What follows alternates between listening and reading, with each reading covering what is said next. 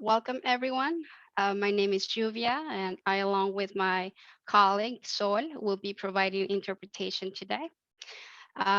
We have interpretation both in English and Spanish. So we're asking all monolingual folks to join either English or Spanish channel. So if you speak English, join the English channel. If you speak only Spanish, then join the Spanish channel. Bienvenidos a todos. Mi nombre es Lluvia y en compañía de mi colega Sol estaremos brindando apoyo de interpretación el día de hoy. Les pedimos a toda persona que sea monolingüe, escoja uno de los canales. Si habla usted inglés únicamente, escoja el canal en inglés. Si habla español, escoja el canal en español. Just as a kind reminder to all the speakers, there is a bit of a lag when we're interpreting from when we're doing the interpretation, especially from English to Spanish, there is quite a significant lag. So we're asking everyone to please try and speak a little slower than you normally would. Do so in a clear manner and at a moderate pace, please. If at any point we're having trouble keeping up with any of the speakers, we will do the following sign to ask you to please speak slowly.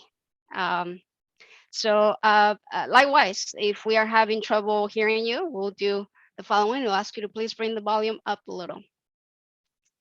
Bueno, y recordándoles a todas las personas, los presentadores el día de hoy, que por favor intenten hablar un cuanto más lento de lo normal. Existe un pequeño retraso al momento de interpretar, especialmente cuando lo hacemos del inglés al español. Así que haremos la siguiente señal para pedirles que por favor hablen más lento. Haremos esta señal para que por favor hablen un poco más lento. De igual manera, si estamos teniendo dificultad escuchándoles, haremos la siguiente señal para pedirles que por favor suban o hablen un poco más alto. Eso es todo. Una vez más, in a few minutes, or in a moment, rather, you will see the interpretation glove appear on the bottom of your screen. Please select your channel. Una vez más, en unos momentos, cuando se active la función de interpretación, aparecerá un globo terráqueo al pie de su pantalla. Por favor, elija su idioma de preferencia. Gracias.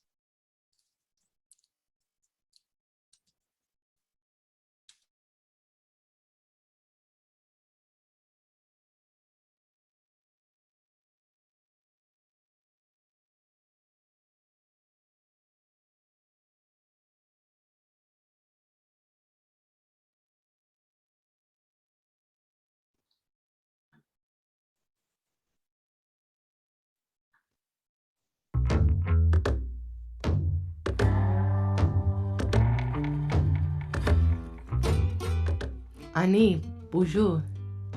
Sarawakandishnakas. Shebananing and Donjaba, Takaranto and Day. Takaranto, a Mohawk word. The place in the water where the trees are standing. The place where the fish weirs are. My dog and I spend a lot of time walking. It's my favorite way to move through this city. For me, it's a meditative action that isn't about negotiating bike lanes or public transit, but a time to slow down and really try to see the world around me. Concrete sidewalks, parking lots, now covering the rivers and trails that once flowed freely. The Petun, the Huron-Wendat, the Haudenosaunee, the Anishinaabeg, the Métis, the Mississaugas all made their homes here, and many other nations expanding beyond these groups traveled through for commerce and trade for thousands and thousands and thousands of years. I think of the other First Peoples' languages and the names they had for this place. I think of the ancient trails covered by the pressures of settlement. The waterways and the moderate climate of the Great Lakes made it a perfect place to fish, hunt, grow food, gather medicines and seeds for horticultural development. Rich, fertile, and abundant, Turtle Islands, Mesopotamia.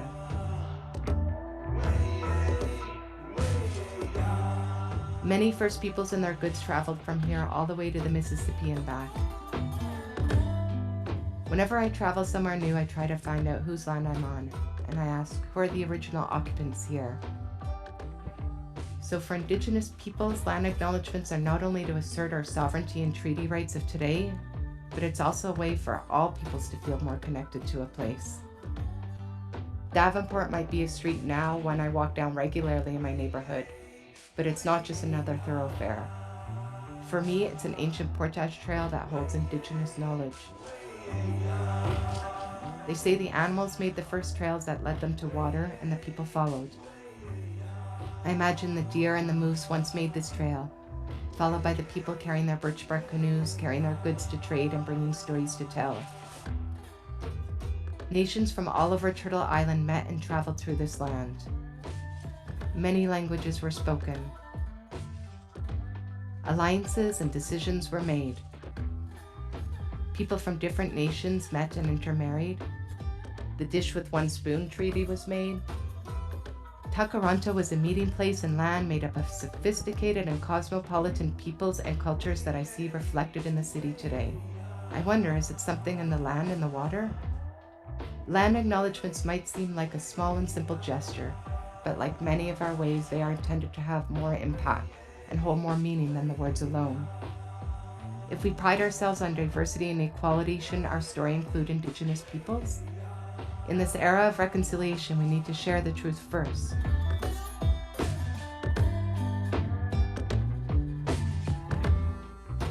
And reimagine the narrative of this land and this city together.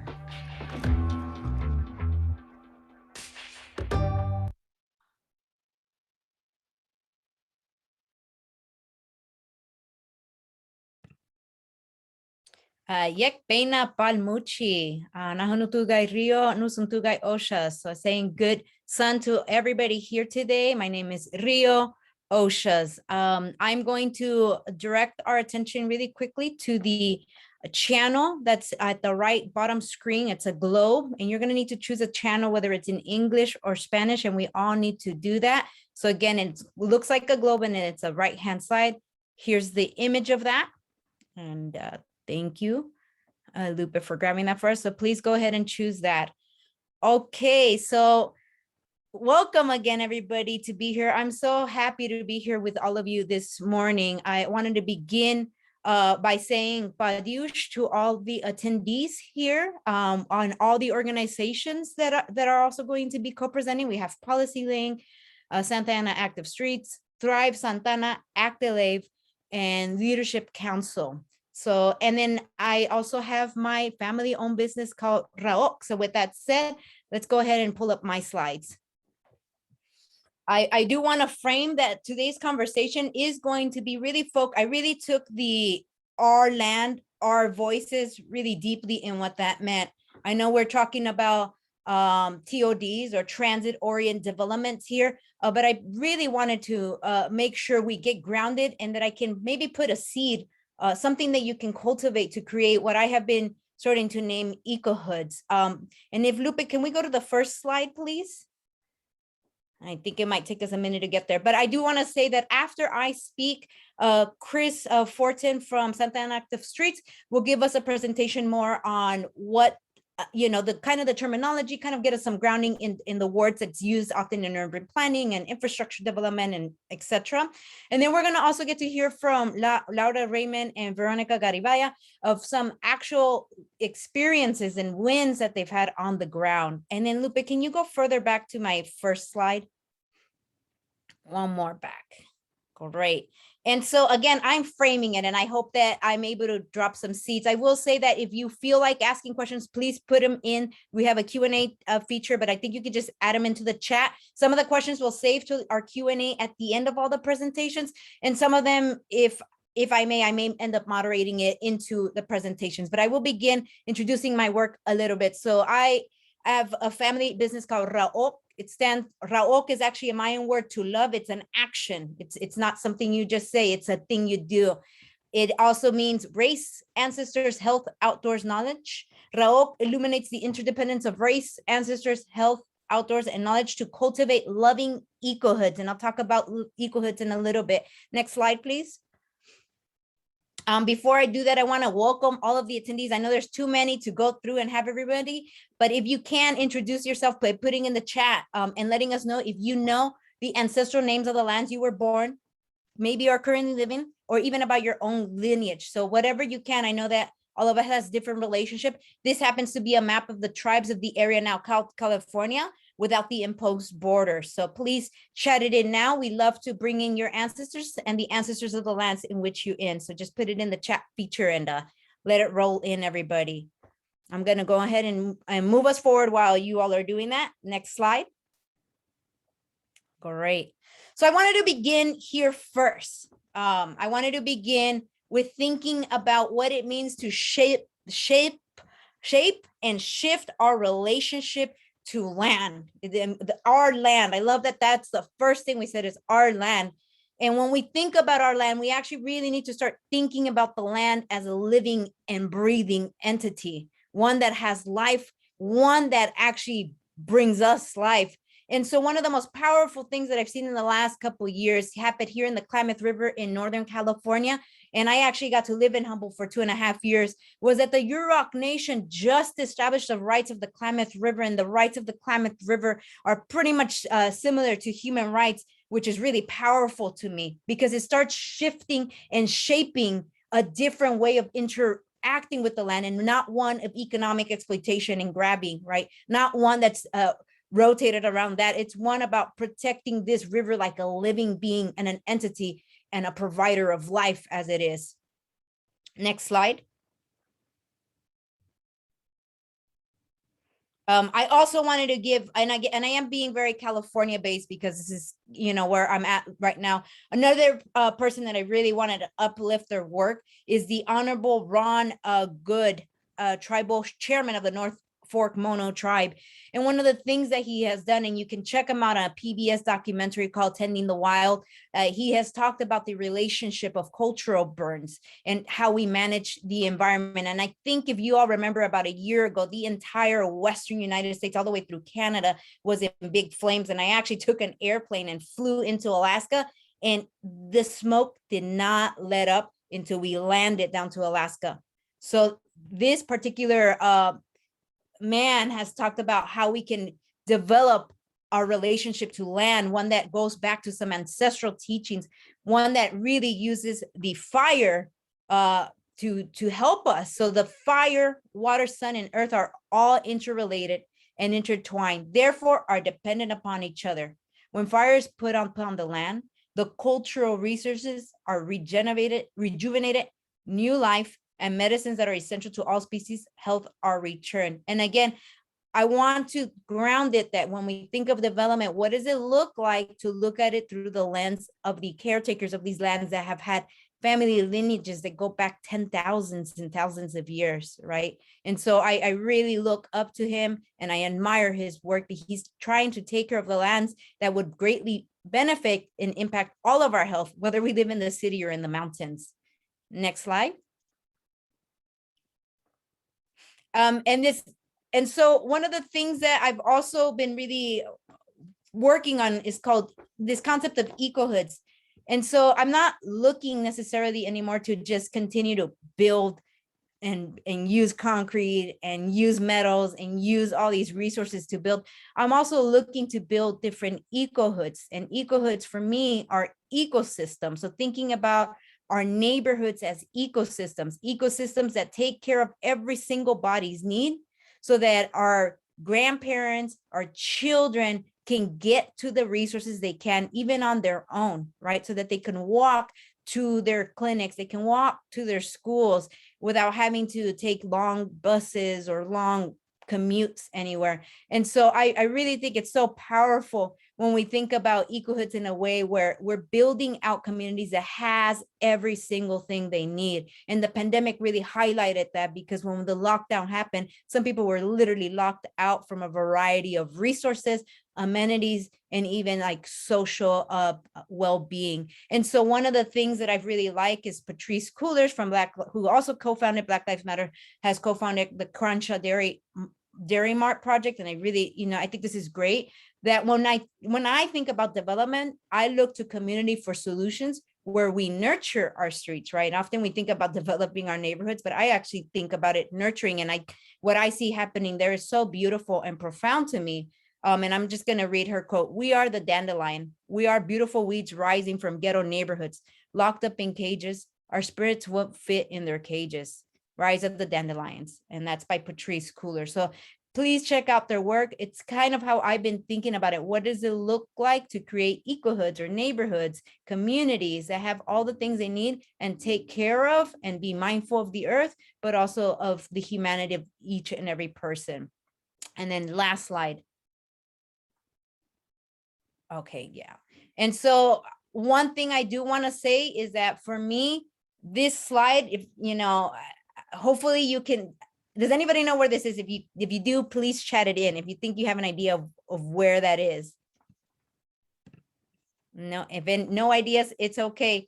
This happens to be off the 110, which is the first freeway in pretty much all the United States. And it's a little bike path, pedestrian path that goes literally in between both sides of the freeway, right smack in the middle of it. And this is the LA River, the train tracks, the Metrolink line, and I think it's just such a profound picture because there's something so powerful about the river being there. But the fact is also we didn't take care of it. But the river still lives here in LA, and there is ways we can still take care of it and think about what does it look like when we develop to actually care for that river right there, to care for the individuals that are there. And that's what's so profound for me, this particular picture. And then click next. It's not the next slide, but it's just click next, Lupe. Yes, there you go. So mobility justice, in my opinion, is the arteries of every single social justice movement. It's how we get to school. It's how we get to our clinics. It's how we get to our friends, the beaches, the river. We have a really profound moment and opportunity to impact all the other social justice movements in a really positive way, in the ways we think about having people move through public space with dignity and love. Next slide. And, you know, think about this. It's more of amusing than anything, but how does your role at work / society actively make space for community people to create ecohoods? So that's something I just want to leave as amusing for you to think about, because each person does have a power to impact this. I definitely believe in the ripple effect. And then last slide. I just want to, in this slide, and I think you'll have my contact at the end, is I just want to say thank you. That's my information if you want to capture it, but I think that information will be shared next. So with that, I want to take off the slides, and that way I can introduce our next, our two individuals who are going to be speaking right now. And give me a moment while I pull up my bios for them. So first we're going to have Chris, and I know Chris is going to do Chris Fortin of the project director of Santa Ana, which is Santa Ana Active Streets, is a community-based coalition with the mission of cultivating diverse community participation in creating a safe and accessible environment for active transportation in Santa Ana.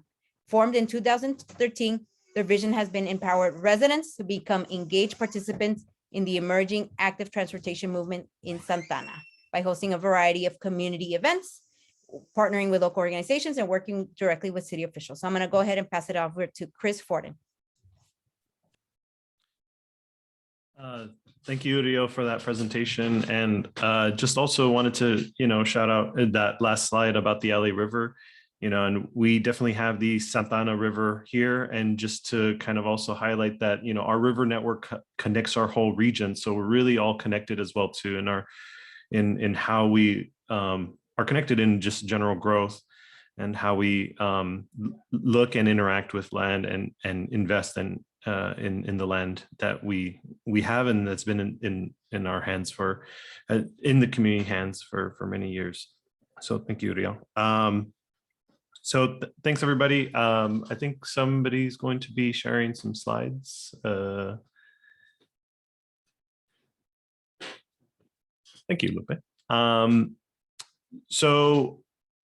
be talking today about equitable and community-oriented, transit-oriented development.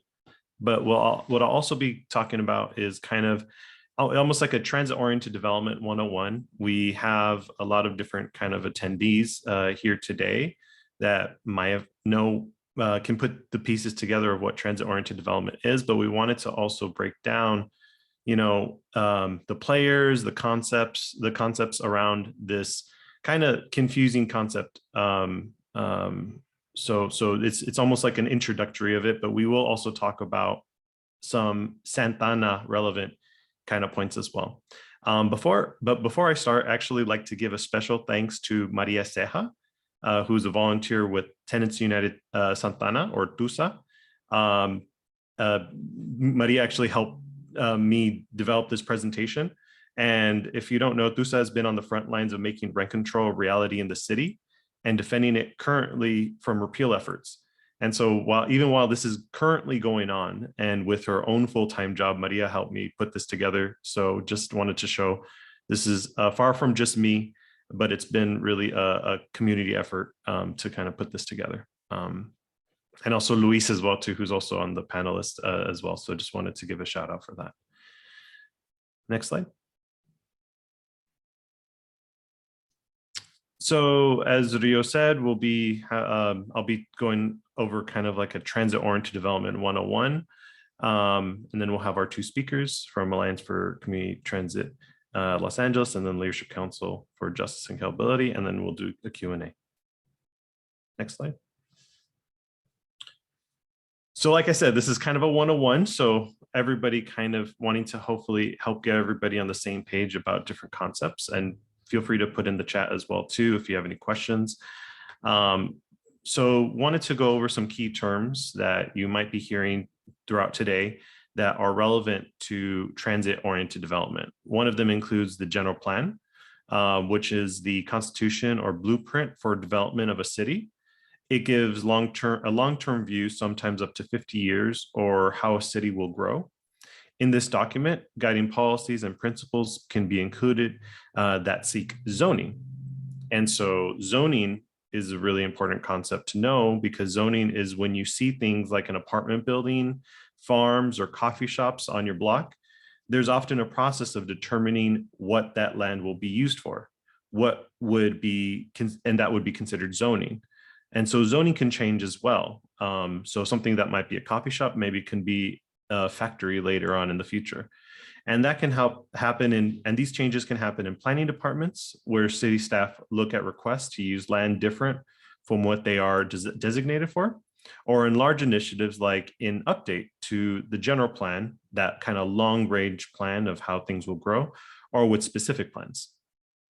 And then you have specific plans, which provides a more precise development, development policies related to a geographic area. So instead of looking at maybe a whole city, maybe it's looking at a downtown area or a commercial area, or maybe even a neighborhood. Land use involves the management and modification of natural environment, built environment, or wilderness. So it's more like the actual definition of what land will be used for. Streetcar is a vehicle on rails used primarily for transporting passengers and typically operating on city streets. So it's a little bit different than, let's say, light rail, which mixes in with traffic sometimes, and sometimes it's actually on its own tracks. And so streetcar oftentimes mixes in with the general traffic. Affordable housing, housing that caters to income limits, including low-income households, seniors, and persons with disabilities. It's usually subsidized by the government. Then we have transit, public transit, which includes buses, trains, light rail, streetcar. Then we have transit-oriented development, which we're going to talk about in a second more deeply. And then finally, eminent domain, where a city takes over a piece of land or property where it is deemed a public need or good. So if we have a very popular, actually a very harmful project that's happened here in Santa Ana, that's called the Bristol Street Widening, where they widened the street, created a lot of vacant lots, all for the public good of funneling traffic through the street. So, eminent domain is used in a lot of times for this kind of public need or good, or it's defined as such. Next slide. So what is transit-oriented development? The definition we're using is that it integrates urban spaces and is designed to bring people, activities, buildings, and public space together with easy walking, cycling connection between them, and near transit surface to the rest of the city. So a lot of, if for any of the local folks in Orange County, walking to a bus stop is not sometimes the easiest thing to do. If you're not on a major street, sometimes neighborhoods are built inward. So you have almost whole walls blocking the major street. So, TOD is actually intertwining a lot of these kind of uses, whether you need to walk to a store, walk to a bus stop, or even maybe ride your bike. So it's intertwining. So it's easier access to actually move around, and it's connecting also too with housing and also how we shop and buy things. Next slide. And so why does transit-oriented development matter? This is probably, at least locally, one of the most very, very real things that's going to be happening actually even next year. It's the OC Streetcar. And one thing about the OC Streetcar is that transit-oriented development is happening in the city already. And it's being facilitated in large part by this project, the OC Streetcar. Yet while the streetcar hasn't even started running, which is planned to open next year, there's been a lot of work to prepare for its arrival. Next slide. The OC Street, this is an image of the OC Streetcar route. And TOD matters because really it changes the land use and zoning of an area. It influences major decision-making in the hopes that it will be beneficial, but who does it really cater to? Who does actually benefit? These development plans along the 4.15-mile streetcar route will actually impact vulnerable neighborhoods like Lacey, Artesia Pilar, and Santa Ana. Sometimes those impacts might be beneficial initially with things like affordable housing, but without a strong policy and development in these neighborhoods, it will lead to increased rents. It oftentimes leads to increased rents and cost of living, pushing low-income residents further away from the opportunities they need. There are some policies in place, including the locally in the city of Santana, like the transit zoning code and the station district, but we won't be touching on those topics today in too depth. We can give a little bit of insight during the Q&A, but we'll be diving deeper into currently existing policies in a future presentation that will let folks know down the road. Next slide. This image is of the OC streetcar route, but specifically the zoning around a 15-minute walk from the where the station corridors are located. And really it's subject to change. What this is just to show is that it's subject to change since the general plan is currently being updated, but also the council can change these zoning codes as they see fit. So while you might see, the things in the kind of little blocks in yellow, which say single family residential, that could change with a general plan update. So this is not a fixed kind of reality. Next slide. And one example of a recent change is a Tiny Tim development in the Artesia Pilar neighborhood. And wherever you see, and so this is just to show that wherever you see construction along the streetcar corridor, and it's proposed as high density, you can assume it's probably TOD or transit-oriented development. But what do we mean by high density? What we mean is that it's development and buildings where a lot of people can live or work. So office buildings or apartments. With the large portion of Santa Ana residents being renters, low-income earners, and transit users, usually being low-income as well, and TOD being designed for transit users, it really should benefit local residents, this kind of TOD development. Yet, what has played out on the ground has the majority of the time not been the case. Even at Tiny Tim Plaza, Tiny Tim or Placita Cinco, where the developer made an effort to incorporate local businesses into the project and where the entire development is 100% affordable, displacement was still happening. We were told actually by the family who ran the recycling center at the Tiny Tim lot that they were not allowed to renew their city permit to continue their business. So all of this is show that there's still, it's a complicated concept of TOD just being only kind of beneficial, and who is actually benefiting as well. Next slide. So there's quite a number of entities that are involved in how TOD policy gets crafted. Here are just a few. They include city, transit agencies like Metro and OCTA, the state of California, through things like the cap and trade program, the federal government through the housing and urban development, private developers, nonprofit developers, and also local stakeholders. These are just a few, but I can imagine folks in the audience could probably add to the list. So if you feel free to drop your thoughts in the chat of who else might be a key player in this process. And some impacts we've seen around TOD can include increased density, including housing, both in affordable but also market rate housing, increased rent, changes in demographics and cultural fabric, which people, the type of businesses, and even if you're into preservation, past architecture is erased, more people connected to citywide transit hubs, land use changes, especially focused on mixed use, and inequitable development patterns. Next slide.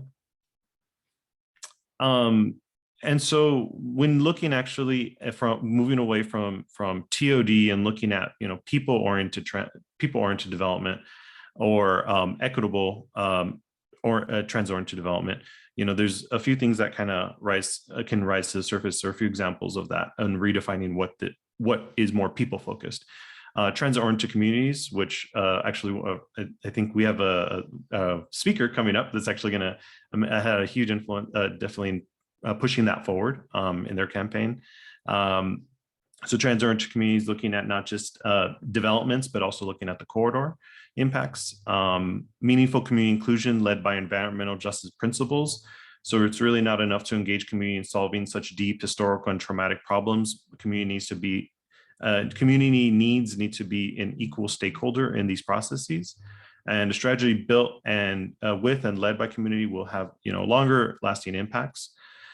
Centering racial and equity targets and equity outcomes, ensuring community benefits, and then creation of monitoring and accountability structures. Next slide. And some other benefits of community-oriented development can include community preservation, both the physical space, but most importantly, the people. Transportation cost savings with the connection to public transit usually being more affordable. Health improvements, access to, and there's a lot of actually different health improvements, and I'll put in the chat since I think we're close on time. Access to resources, and then economic growth, the benefits, all-inclusive economic growth. Next slide. And these are some of the sources. Oh, last slide. Next slide. And see, these are some of the sources that we cited. We can drop them in the chat and follow up with them in a future email. But if you have any questions, please feel free. This is just the beginning of kind of this conversation around TOD that we hope to have locally in Santa Ana. So we definitely hope to continue this conversation and talk about the impacts of OC Streetcar and the importance of it in how it's going to really change, how we're expecting it to change a lot of the area. So thank you.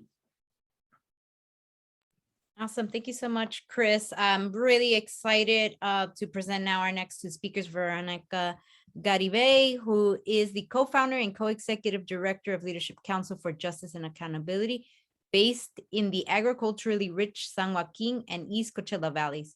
Leadership Council works alongside the most impacted communities to advocate for sound policy and eradicate injustice to secure equal access to opportunity, regardless of wealth, race, income, and place. Areas of focus include land use, natural resources, environmental justice, municipal services, civil rights, and government transparency. I'm also pleased to invite Laura Raymond, who is the director of ACT LA, a coalition of 42 organizations based in LA County. ACT LA anchored the organizing efforts that passed TOC policies in the city of LA and at LA Metro. The coalition has led a planning for equity program to mobilize community members to fight for equity in local and land use planning. So with that said, let's welcome them both. And we'll start with Veronica. Thank you, Rio. Thank you, everyone. Thank you for the opportunity to share a little bit more about our work.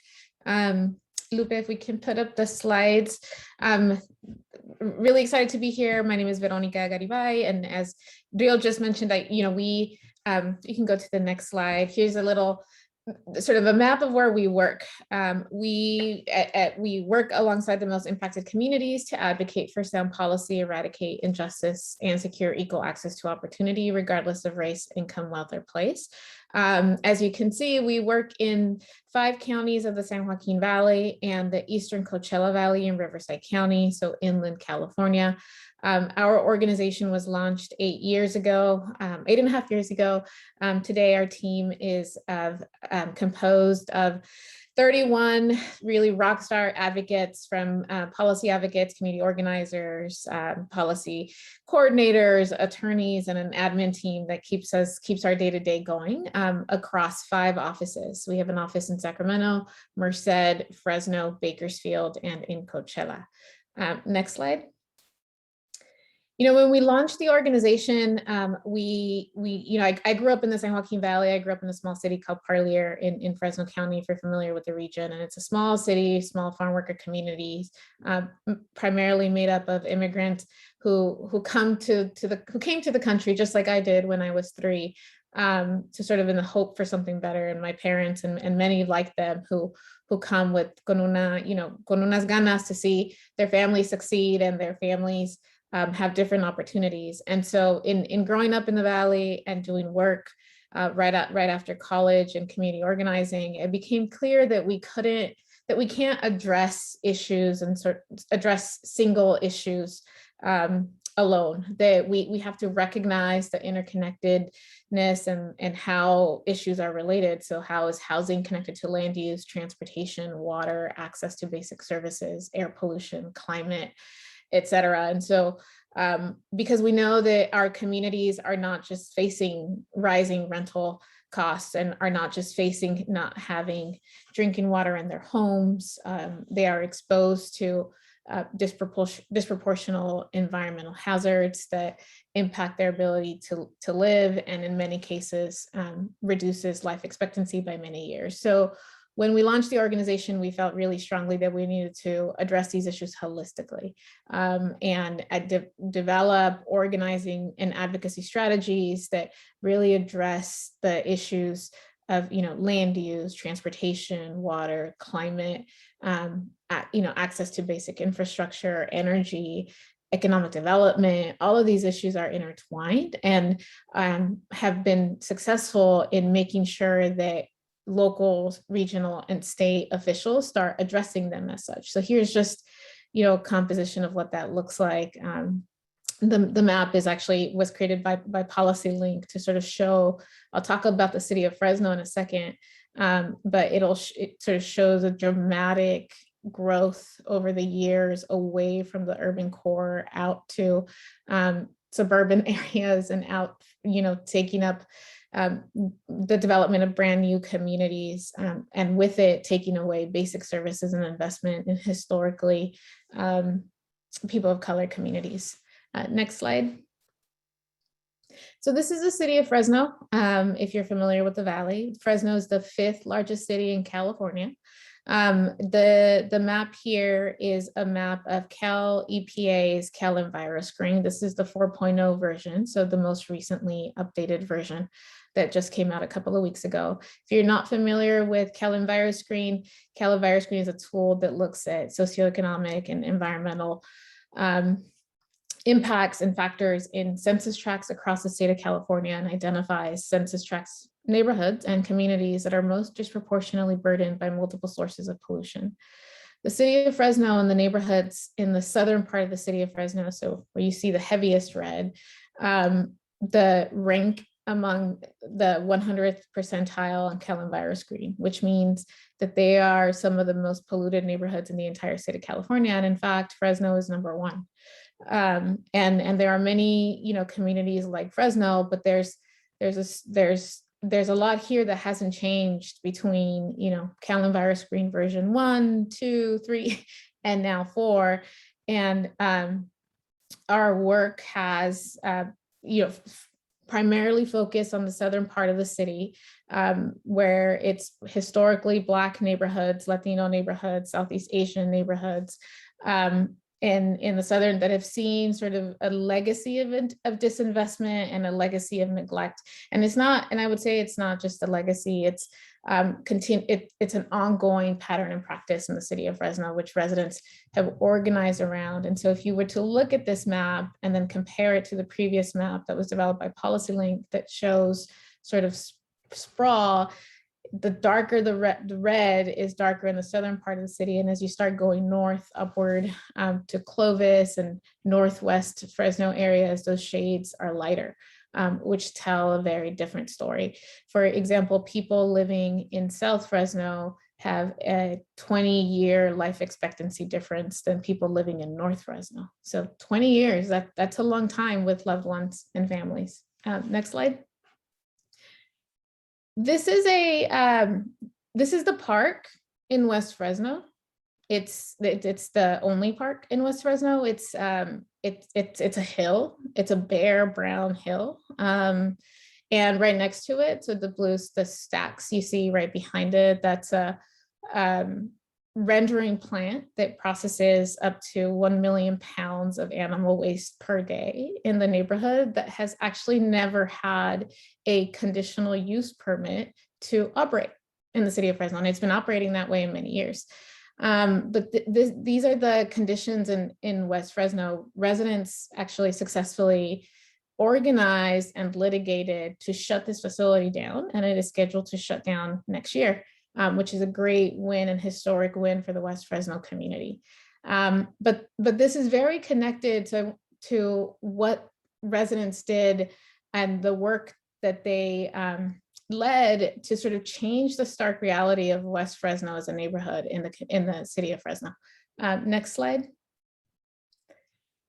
These are two maps. I'm going to provide a little bit of context first. The West Fresno is historically a Black neighborhood.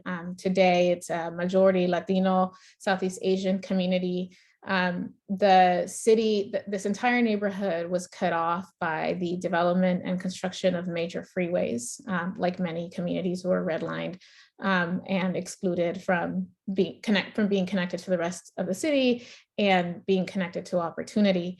The community has also been treated as the dumping ground of unwanted land uses in the city of Fresno. So think heavy industrial facilities, warehouse and logistics centers, rendering plants, chemical warehouse facilities, landfills have all been located in West Fresno and historically been located in the neighborhood. So in 2014, the city of Fresno underwent a general plan update. So it was the first time that they updated their, as Chris mentioned earlier, the first time they had updated their vision for growth over the next 20 years or so, and they hadn't done it significantly. And there were many organizations and neighborhoods that engaged in that process. And through that process, Southwest Fresno residents said, we're talking about a new vision for our city and a new vision for our community. We want to see change in Southwest Fresno. We want to see investment in housing. We want to see investment in transportation, in a financial institution. There's no financial institution in West Fresno. We want to see other grocery stores, basic services, something other than fast food restaurants. We want to see investment in locally owned mom and pop shops. We want to be able to be connected to the rest of the city. At the time, the city, said, well, the general plan really looks at issues high level. It doesn't really get to the street level or neighborhood level. And, we can't really do what you want us to do as part of this general plan. But maybe we can talk about a specific plan for West Fresno as soon as a general plan update is completed. Well, the neighborhoods didn't forget about that commitment to develop a specific plan to address inequities and discriminatory patterns in West Fresno. So as soon as a general plan update was wrapped up, they again, showed up at City Hall, met with council members, met with the mayor to say, now let's start working on the Southwest specific plan. And this is the first time a neighborhood level plan was to be developed for this neighborhood in particular. We worked with community residents to work with the city of Fresno to launch a participatory process for the development of this plan. It included the establishment of a steering committee composed of community residents, community-based organizations, nonprofit housing developers, private developers, different, labor ally. It included sort of a diverse sector of individuals to come together and guide that process. And it took a long time. It took about 2 years from start to finish. There were community workshops that were held. There were all of which were focused on the different components of what the plan would eventually become. So land use, it touched on land use, green space, transportation, investment, et cetera. And so the community was successful in negotiating a process that gave more voice to community residents. And the map on the left side, you see all the gray, that's all the industrial zoning. So that was the zoning designations that the city had identified for this neighborhood throughout the history. And so the community's number one priority was to get rid of industrial zoning in their neighborhood. They wanted to see investment in what community wanted to see: green space, housing, mixed income housing, parks, facilities, businesses, et cetera. And so, they worked really hard. They showed up at every meeting. You had hundreds of residents participating late into the night, drawing maps, identifying areas of opportunity, identifying various sectors that promised opportunity for residents. And so the map on the right is what ended up being adopted. They were successful in rezoning away from light, medium, and heavy industrial their neighborhood. And a lot of us thought that it was going to be a hard sell to the city, but they were successful in negotiating that and charting a very different path for the city of Fresno. And so you'll see on the map that all new industrial zoning was removed, with measures in place and policies in place to address existing pollution sources to reduce emissions in the area. And we can go to the next slide. And so, these were the headlines coming out of this was historic in Fresno. It signaled a different shift. It created an opportunity for investment, and it gave community residents a voice in the process like they'd never had before. So if we can do it in Fresno, this can be done in many other places. Next page. And then all the stars collided here. And, at the same time as we were working on the Southwest Fresno specific plan, we were leading efforts with other environmental justice organizations across the state to establish the Transformative Climate Communities Program, which would provide multi-million-dollar grants to places and communities to address greenhouse gases, air pollution, public health, and opportunities for economic development. And so in Fresno, as home to some of the most polluted neighborhoods in the entire state, this was a very excellent opportunity to align the stars. And so community residents worked at the local level and at the statewide level with the Strategic Growth Council, which is the agency responsible for administering the Transformative Climate Communities Program, to make sure that Fresno got its fair share. And Fresno was awarded a $70 million grant to implement the Southwest Pacific Plan. So as community residents were developing this, charting their own path, they were very clear that this was not going to be a plan that just sits on a bookshelf, that they were going to keep working and holding the city accountable to making sure that they bring this plan to life. And the corner store, one of the biggest anchors of the Southwest Pacific Plan, and one of the projects that's going to be funded with these dollars, is a community college satellite center that's going to be in West Fresno, focused and connected to the local elementary schools, middle schools, and high schools in that area to create opportunity for families in West Fresno, including sort of adult education and programs focused on a clean, renewable economy. So I will stop here just to on time, and I'm happy to answer any questions. Thank you, and sorry for going over. Now you did wonderful. Thank you, Veronica, for presenting that powerful work in Fresno. We did have a couple questions come in, and we'll save them to the end, but I've pinned them to the top. So thank you for those who've asked questions and for people's reactions. So with that said, we're now gonna present Laura Raymond. Oh my gosh, I'm feeling challenged today because we got to slow down. So again, a reminder for all of us, including myself, that we need to work on slowing down. And with that said, welcoming Laura to the table. Hi, morning, everyone. Thanks so much for having me. It's great to join everyone here this morning.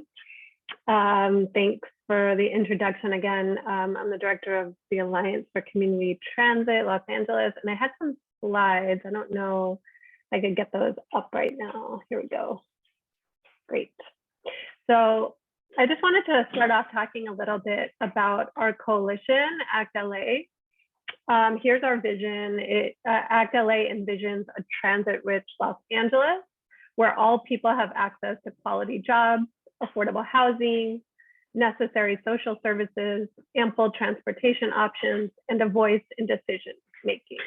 And the really important thing to realize about our coalition is it was, grassroots founded through a couple of community organizations in 2011, and has really been grassroots led, and very much we take direction from our member organizations.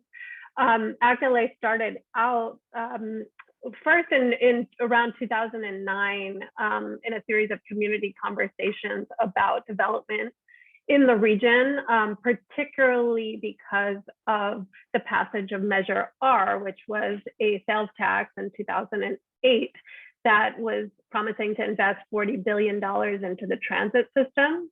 And our members, who were community groups, local housing activists, and tenant rights groups, were not opposed to that type of investment, but as we've been hearing today, like, we really need to make sure that the housing and tenant policies are in place to actually make the investment serve low-income communities of color, and particularly transit riders, right? We're talking about transit-oriented development. How are we making sure to serve transit riders themselves? So over the years, ACT LA has grown. We, responded to also Measure M in 2016, which was an additional $120 billion investment through an additional sales tax. So we're in the context of seeing $160 billion investment in LA Metro and building out new rail lines, adding on to existing rail lines, and things of that nature. So we're seeing a lot of investment come into Los Angeles, the county of Los Angeles. And we're at 42 organizations now as a coalition, and we've grown to be a county-wide coalition as well. Can I get the next slide? So our model as a coalition is we align dozens of organizations around our common goals and our shared work plans.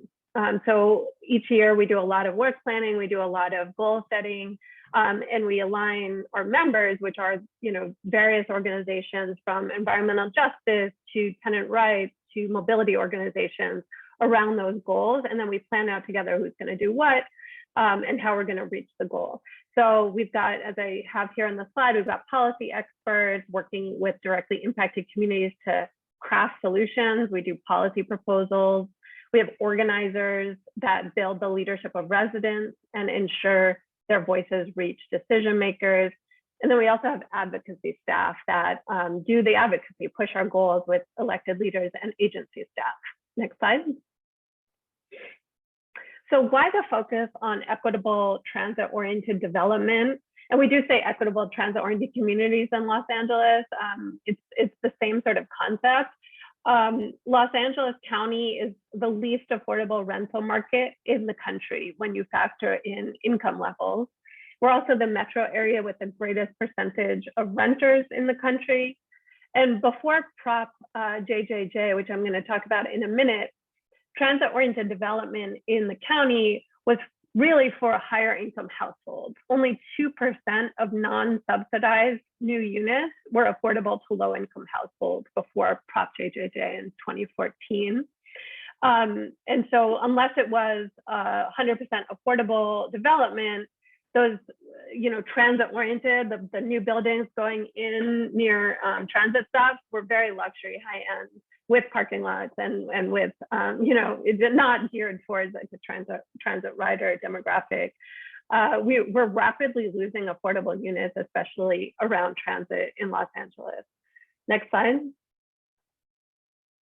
And transit-dependent riders are getting displaced. Angelenos within half a mile of transit stops are more likely to be renters, be transit-dependent, and are lower income than Angelenos overall. And about 70% of LA's regular public transit commuters make less than $25,000 a year. 90% are people of color. LA's TOD areas are showing drops in regular transit riders, and ridership is dropping overall. This is really the context, right, that our transit build out is taking place in, where it's taking place in a housing crisis. And that housing crisis impacts our transit ridership and the kind of the potential of the transit build out to actually increase transit ridership in the region. So in that way, it's a climate justice issue, right? Like we need to get our development right, and we need to increase transit ridership in order to really reach the climate goals that we've set. And that the metro build out is a key part of our strategy, right, to meet our climate goals. It's also a racial justice issue. Los Angeles has, been for decades and centuries, a segregated city where investment has been going into white, wealthy communities, and communities of color have been disinvested. And so now we see, when we have this major investment of $160 billion, the kind of planning around that in terms of both the transit itself as well as the transit-oriented development, our members are very concerned that kind of that planning was geared towards a whiter, wealthier demographic rather than the 90% of people of color that are transit ridership in Los Angeles. And so it's certainly a racial justice and an economic justice as well to get this equitable transit-oriented development right. Next slide, please. So one of the first major things our coalition took on was a city of LA-wide policy for equitable transit-oriented development. And the first thing we did was really work for years with community members on what we wanted to see. The context at the time was real lack of political will for affordable housing near transit. We had, the reports, we had the stats on why this was important to do, but we did not have the political will. There was a culture of corruption, frankly, in LA City Hall, and there wasn't the kind of drive to make sure that we were getting affordable housing near transit. And so what we ended, and also at the time, I should mention, there was a ban at the state level around inclusionary zoning. No new inclusionary housing policies could be passed in cities in California at the time. That's since been corrected by the state legislature. And when I say inclusionary zoning, that means requiring a certain percentage of affordable housing units in new buildings.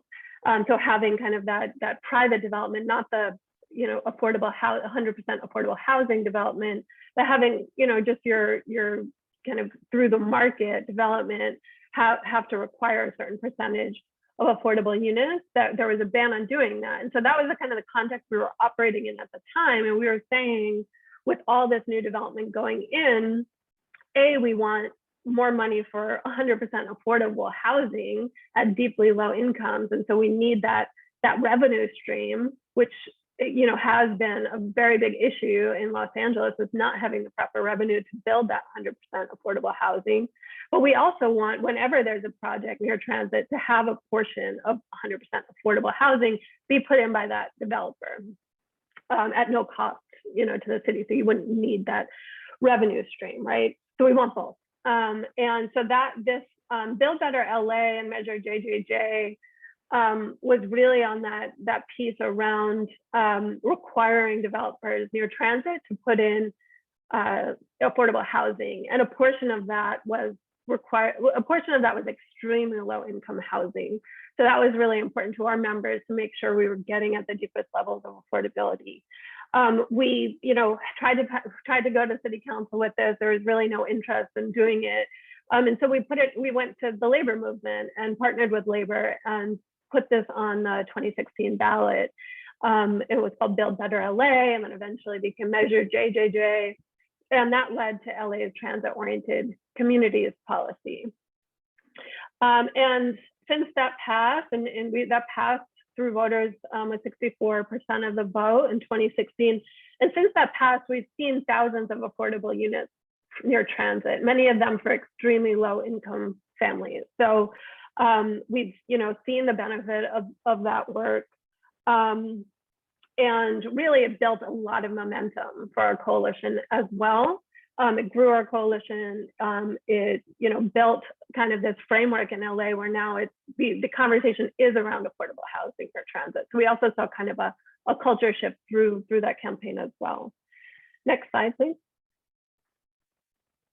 So on the same ballot that Measure JJJ passed on, we had Measure M, which was what I mentioned before, was the additional sales tax, adding another $120 billion to the metro build out. So after Measure JJJ, our coalition said, this is going to be more massive investment around the whole county of Los Angeles, because JJJ was only focused on the city of Los Angeles. And we really need to tackle this. But the challenge at the countywide level, and Los Angeles County has 88 cities, all with their own, housing policies and land use policies.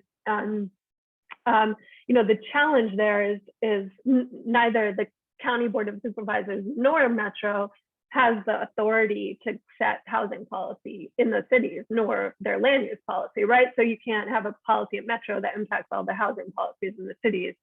So that was a challenge of how we can actually work at LA Metro on a transit-oriented communities policy that's going to have real material impact on the ground.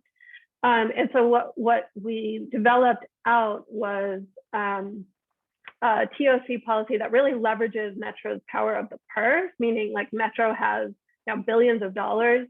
And so that Metro is working with cities to say, okay, this line is going in, how are you going to change our housing and land use policies to hit our goals around transit-oriented communities?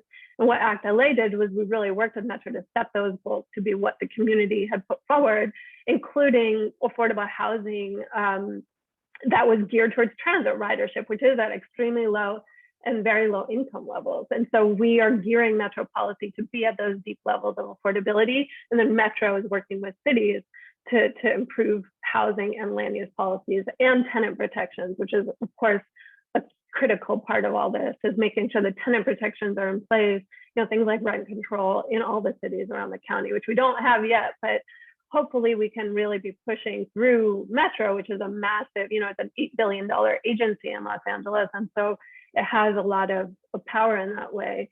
And so that's the TOC policy for folks that want to check it out. There is an implementation plan that was passed last year at Metro, which goes through exactly how the implementation at LA Metro is going to work with cities. And it also opens up opportunities for organizing, because Metro and cities are required through that policy to work with local community organizations on this implementation plan. Next slide, please. The other thing that we've been focused on in terms of TOC is the community plan updates and the housing element in the city of Los Angeles. And so, and the county, the housing element in the county as well. So all the community plans in LA are being updated. And what ACT LA has been focused on is really building the capacity of community residents and community organizations to engage in those plans, in the land use planning, to shift, the plans to get to our goals, right, around affordable housing and tenant protection. And so we've been working, there's a photo here of one of the workshops. We have been holding a ton of workshops and letting folks know what's at stake through what they can do through the community plans, and what the opportunities are. And we actually have a website, planningforequity.org, that has a whole toolkit, and we have a training of trainers. So if people are interested in that, please check out our website, because there's a lot of resources there. We also have a video that we made about kind of the potential of land use planning. Next slide, please.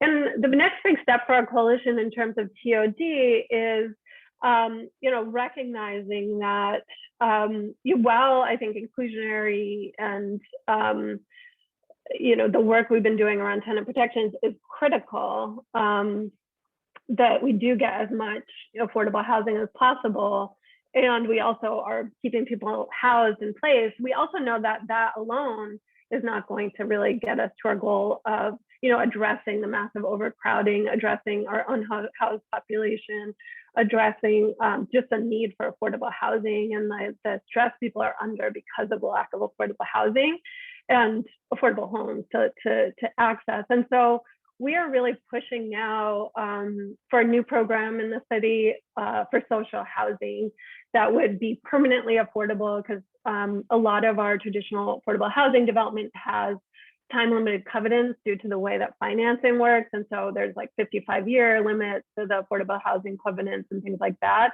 So really getting to permanent affordability, getting to tenant control over the properties, and it's this new vision. So what we've been working on is visioning with community members what we want to see, and then identifying ways that we can get access to public land in the region so that we have public land to be able to develop on. And then also revenue sources, of course, is the critical part of this, is having the public money to be able to build social housing. And so we're in the process of really gearing up that campaign and doing visioning with the community around what they want to see. Next slide, please. So this is just kind of a key point I make when I talk about these big ideas, right? Is like we can all come up with these great concepts and ideas, but it's really creating the coalitions and the building up our power to be able to win. And so these kind of key questions of like, who right now has the power to change our city, what's going to move them, and how can we shift who holds the power, right? And how can we shift more of that power to disinvested communities, communities of color, people who have been excluded from development for so long. So that's really a key part to close on, is just like how important doing this organizing and intentionally building out really high capacity coalitions that are able to run big scale campaigns, right? Like when we start to talk about policy change and systems change, and scale, building a lot of this type of stuff, or passing new tenant policies, how are we going to have the power to do that, and like what kind of movement infrastructure we need? And so just wanted to end on that note. And again, thanks for having me here. Wonderful. Thank you so much, Laura. And I'm going to invite all the panelists to come back on camera so that we can do the moderation part. Thank you again to all the panelists today. I also wanted to give a big thank you and gratitude to Sol y Lluvia, who've been interpreting and helping us slow down. So that's been the challenge for me today. So thank you again. So I wanted to begin with just like an overall reaction to the panel today. And one thing that I know that thematically ran through the thread of everybody's presentation is this idea of interlacing issues, interlacing social justice movements, interlacing different communities, right? So it's actually about creating a big web of resources, a net, to say, literally a network that can catch our communities, right? And I think that's really powerful, because one of the things that I know in working on some of the issues I've actually worked with some of the stuff that Actolay did and supported it. But one of the things we have found ourselves in doing this work is how compartmentalized the government is and the government agencies are, which makes it really hard for us to really move the needle in the way it needs to happen. So if you are sitting in government or any of those public agencies, we have to push within to make this a lot more interrelated, even within the government side, because it makes our movements within the community a lot more effective, because humans are whole. We need it all. We need the transportation, the food, the clinics, the education. Like, humans need all of that, right? So I really love how holistic the framework work was, and how you all brought that. So I'm going to begin with one question that I'm going to begin with, the question actually that's very Fresno related, and then I'm going to go into the questions that I think all three of you can respond to, right? And so the first one will be for you, Veronica, because it's very Fresno specific, and I think it's, and Veronica, I want to understate that I think it's so powerful that you're doing that work in the Central Valley, because of how forgotten the Central Valley is. And yet it literally provides the economic strong point of why California is one of the largest economy of the world, is on the backs literally of the Central Valley. So thank you for your work out there. And I'm so glad you all were invited. But the question is, does the city of Fresno depend on, and it's going to be multi-pronged, by the way, Veronica, so see if you can take it in. Does the city of Fresno depend on income from industrial uses to operate? So the city itself. And how was that revenue from that economic base replaced, right? So if you moved out industries, what is Fresno City doing now? So that's on the city side, but on the human side, we're assuming that industrial uses provide sources of employment for residents, for Fresno residents. Will that employment source be replaced, or will industrial uses be phased out to give time residents to prepare for employment? And this was a question from Jesse Harris. So it is double pronged around impacts to the city and then impacts to the residents themselves. The impact to the city in terms of revenue as part of its general fund, the answer is no. The city does not entirely depend on the industrial base. In West Fresno particularly, the rezoned happened for all future uses. So there are existing facilities still there, well, with the exception of Darling, because community residents will shut it down. But the short answer is no. And that's just in West Fresno. The city itself has historically put all of its industrial uses in South Fresno. So West Fresno, South Central, Southeast. Right now, we are in a similar process to the Southwest Specific Plan called the South Central Community Specific Plan, where the goal is to ask, it's a 6,000 acre area that's proposed for large scale industrial development. And the communities are now having conversations with everybody about what the future of this area is, because it's surrounded by neighborhoods. So that's on the one end, and the revenue issue has never really come up as the issue. It's been more about power and who sits in power and who. Anyway, so there's that one point. On the jobs front, we partnered with Fresno State has a Central Valley Health Policy Institute, and we partnered with them to do an analysis of jobs to see and what they found was that Fresno, despite these facilities being in South Fresno residents don't work at these facilities. You have people coming into these facilities to work here, and people in West Fresno and surrounding neighborhoods going out of the area for areas of employment. That's super profound to think about that, because, at least for me, it allows the imagination to not feel ourselves fixated or beholden to these, what we perceive as economic structures, when they might actually be weak in framework once you start studying them. So thank you for sharing that. Okay, so the next questions is really gonna go to all of you as panelists. So I'm gonna ask the first question from Laura Pantoja, which says this, and she asked it in Spanish and it got translated. How do we avoid displacements with projects like the Streetcar or Complete Streets? Here in Santana, we've seen rents increase for the last 10 years, and we see families displaced while mobility projects, with mobility projects in Streetcar. And I'm gonna give it first to Chris, but I bet Laura and Veronica, you might have some responses to that as well. Yeah, thank you, Laura. In terms of, I guess the question is around reducing displacement while mobility projects kind of move forward. I think one thing that kind of, and when I hear that kind of comment is the interconnectedness of also just displacement, like around even bike lanes and bike lane infrastructure, or even better sidewalks. And one thing, I guess, that, with rents increasing for the past decade, I think one thing like on our end that we've tried to do is really try to push, at least the city to, at least from the transportation aspect, to actually think more interconnectedly.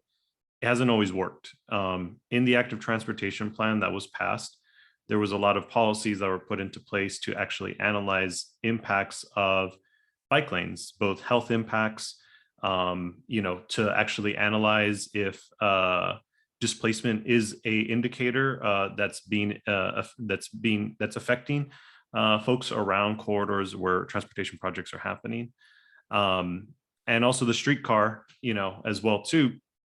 That project, not a lot of people liked that project at the beginning, and so it wasn't really well supported by community. It really got pushed forward, and so I think one thing that I'd say about that is, even our involvement in this kind of whole work is very much starting. And, that's why we're also starting this conversation. And at least we're trying to believe, at least right now, it's really centered around organizing. And even with the other members that even talked about, their experiences of organizing, Luis Sarmiento with Thrive Santa Ana actually invited us on this panel. There's a general plan working group right now actually analyzing the general plan, but only from the environmental justice component, but not looking at the impacts of the OC streetcar. So that's kind of the other reason why we're trying to uplift these topics, is because it hasn't been talked about. Even in a bike ride that we hosted over the summer, almost half the folks didn't even know the OC streetcar existed. So I think there's a component of this that also just is relevant, that I think there needs to be a collective kind of coming together and organizing ourselves and understanding that these things are all interconnected.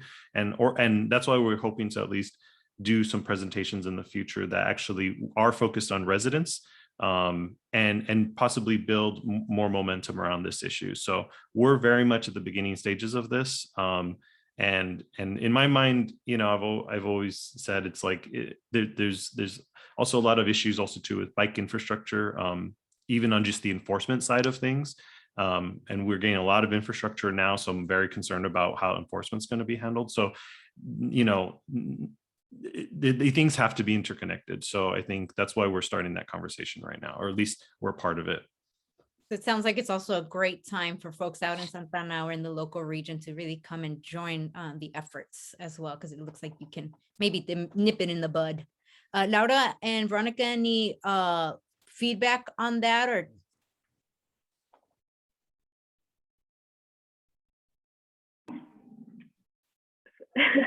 I remember who's going to speak. Yeah, I mean, I think this is the question, right? It's like how as we're making changes to the city's development, like how to avoid displacement. I think that's like the central question of our coalition.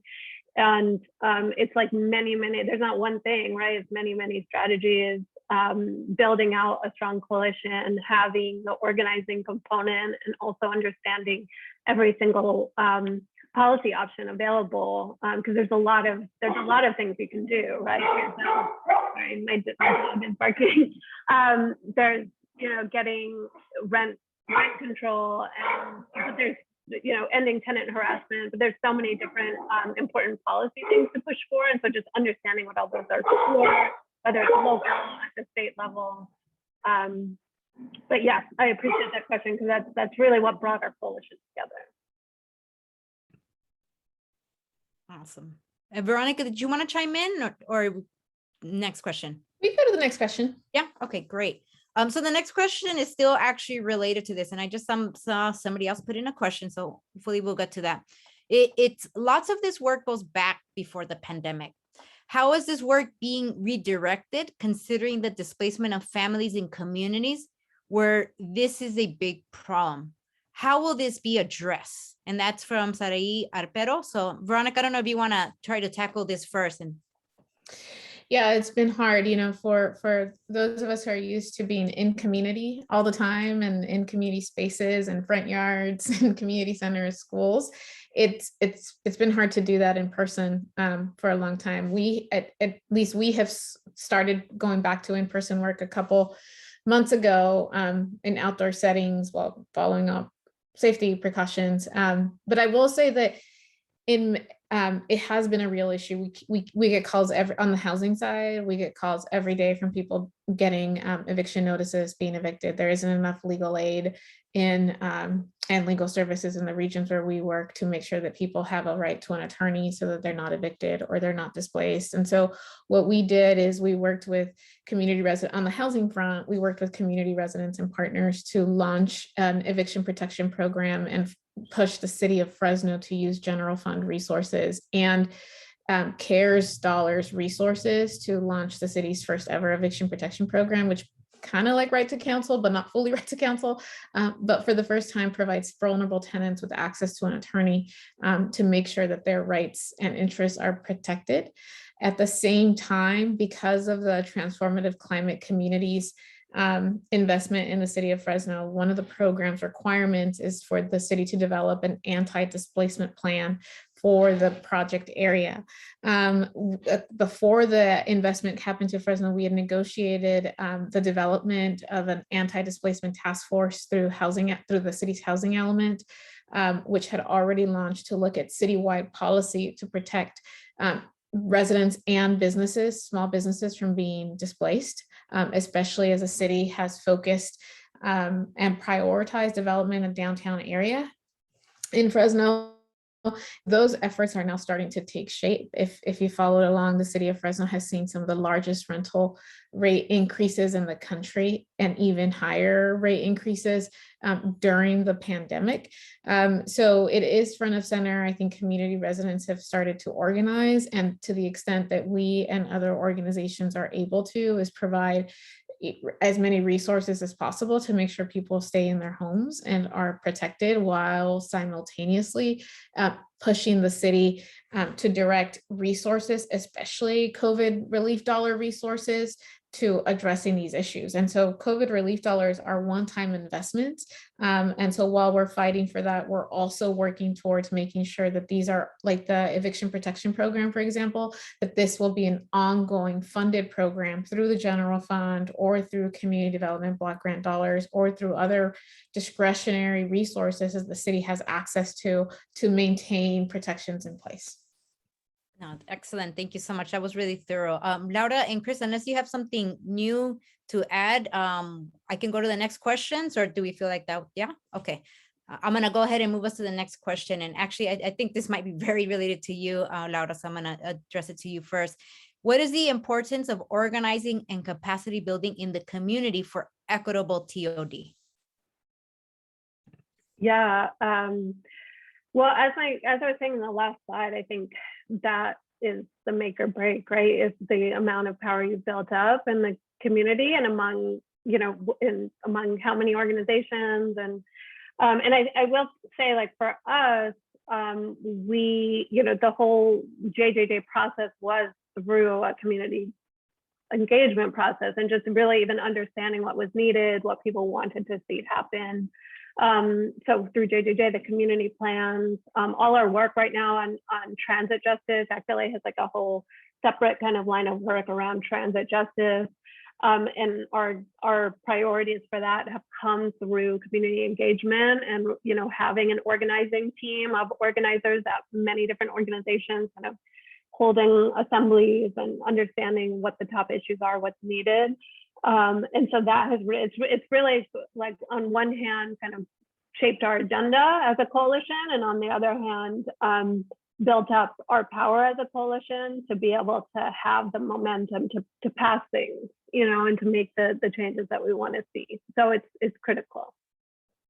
Thank you. And I'm going to try to squeeze in this last question through a very summarized version from Marilyn Montano. She has the full one on there, but essentially, how have transit prices been addressed for low-income folks to help eliminate those barriers and those monthly costs? And we know that through the pandemic, things have been lowered or transit-free fares. But if one of you wants to take that, and then that will be our last question, and I'll close up. I can say that in Fresno County and Madera County, we're now negotiating transportation sales tax measures, which would go for 20 to 30 years to incorporate reduced or free public transit, which would be discretionary local dollars. And people care about being able to have a real choice to use transportation. So that's one strategy. I know that there's a bunch of other grant sources and redirecting dollars to address this issue, but one way for us to see it, so it's not just a couple of months like we saw during the pandemic for free or reduced fare, that we institutionalize some form of local programs that will keep it ongoing. And we've identified local transportation sales tax measures that are being renewed now as an opportunity to do that.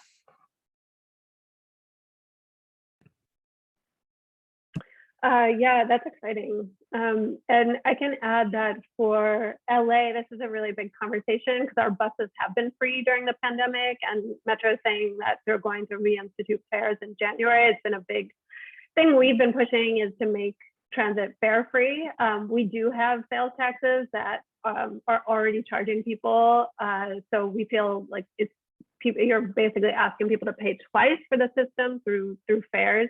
And then I'll also plant the seed that our focus on fare enforcement is almost as costly as how much that we collect through fares. And so we're calling for an end to the police contracts, which are $800 million over 5 years, and to put that money towards solutions like fare free and like actual safety strategies on the system, like transit ambassadors. And so we've got a whole body of work going on around fare free, and it's exciting that this is happening in so many places, both in California, and I just put in the chat, Boston just announced a fare free pilot. And so I think that's the future. Powerful. And Chris, since we are really trying to uplift and kind of pour our love from across the strait to Santa Ana, I wanted to see if you have any closing remarks or thoughts on that. Yeah, it's a really I don't know. It's always a kind of bleak situation out here in not just Santa Ana, but Orange County when it comes to transit. It was really great to see that the OCTA has been moving toward more fare-free transit, at least for youth. There have been a lot of fare-free transit for college students, but there's no conversation going on for seniors, for adults. And OCTA is a very kind of opaque organization in general. If you go on their website, they actually have an equity working group, but it's only internal. And equity working groups in general are just also equity on your time, on your staff time. And it's one of those things where their policies are really created internally. Any kind of public input is very, very hard to have. So I think that's why the mobilizing and organizing is extremely important, because those conversations are not happening at the OCTA level, and they'll make a lot of different excuses to not actually implement those things. So it's extremely important to get involved in those kind of conversations for sure. But yeah, it's always a bit of a bleak situation out here, and I'm actually curious to see what's the BBB funding is going to be used for at the transit agency as well too. And usually it's a hit or miss. Every Ocean Streetcar that costs about $400 million, they also do a free highway widening for $1.9 billion. So it's one of those things where, where is the actual money going? And usually not much objection is really done at that level, unfortunately. Thank you, Chris. And Padiush Palmucci, that means thank you to everybody. I wanted to also give a thank you to Policy Link, who was hosting us. And Axel Santana has been leading the California Mobility Justice Advocates Network here in California. Please feel free to reach out to him. And Axel, if you don't mind putting up that stuff on the chat again, that would be great. There's a Mobility Justice Principles that was co-created with folks across California. Again, thank you, Policy Link. I really want to give a special warm shout out to Thrive Santana. And I know Luis and other folks have been gathering this, and yeah, we want to pour that love into OC as well. We know sometimes it's forgotten that way. And again, thank you to the rest of the panelists, Chris from SAS, Veronica Garibay from the Leadership Council, and no doubt Raymond from ACT-LA. And to all of you, thank you so very much. I'm going to, and thank you, Luis, for the thank you. I'm going to pass the word back. I'm not sure if Thrive Santana has the events they want to share, or if this is the closing. And I don't know if Luis, you want to pop in now. This could be the closing. Just we can stay connected, everyone. Thank you so much to everyone, to Rio for moderating, and to all the panelists. And I put my email in the chat. And if you all are interested in hearing more about, you know, how we're moving this conversation forward with community groups, please shoot us an email. Thank you. Adios. Shawate.